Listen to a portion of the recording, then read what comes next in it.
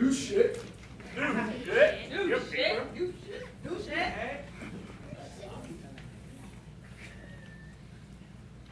I have written often in the thankless language of inheritance, of my abuelo's hands, my mother's ears, my mother's face. I am the product of a genetic lottery. This is fitting because my mother is a lottery woman, which is how I explain she places all her faith in things she cannot guarantee. My mother keeps her lottery tickets next to her prayer cards. My mother, body of gospels. Gospel of Mark, of Luke, of luck. My mother believes in the gospel of lucky people. Buys lottery tickets routine as church visits, never sees a dime, but my mother's faith is always an arm's length away, is always a lottery ball away from everything being fine. My mother, only religion in the family. I can see the weight of 3 families worth of prayers in each strand of gray that graffitis her hair with the makings of a restless sea. My mother, child of a restless sea.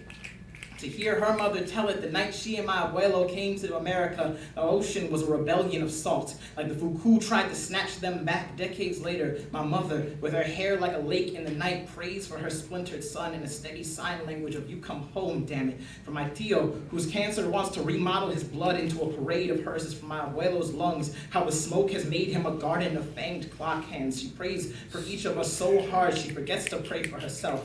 Each of us a wish and a lit candle, a waterfall of flickering hope. This is the infinite sunrise of my mother. The day my abuelita died, the sky was all a vast tombstone. The sea, half a nation to the west, I imagine has never been so still. That week, my mother's grief was a flood of rosary beads. A flock of tissues adorned her knuckles like crumpled swans. She was a fistful of white flags with no one around to accept the surrender. My abuelita's picture sits nowadays atop a Bible and a box of lottery tickets, safeguarding what remains of my mother's luck. My mother, body of neglected hymns. Her lower back is a nervous civil war.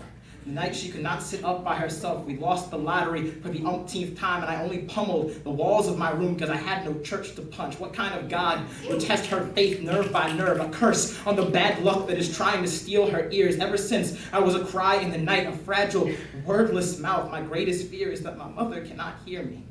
My mother is losing the hearing in her left ear. She's wearing my worst fear on the left side of her body, and she still looks beautiful in it. My mother, I will pray for you even if you cannot hear me until we are flushed with Zafa or God or whatever can keep you safe. Mother, I am sorry for how often your son can fade without meaning to, but haven't I composed an orchestra of alabanza for the woman who taught me to believe in umpteenth chances, who knows, like our people always have, sometimes a chance is all you get.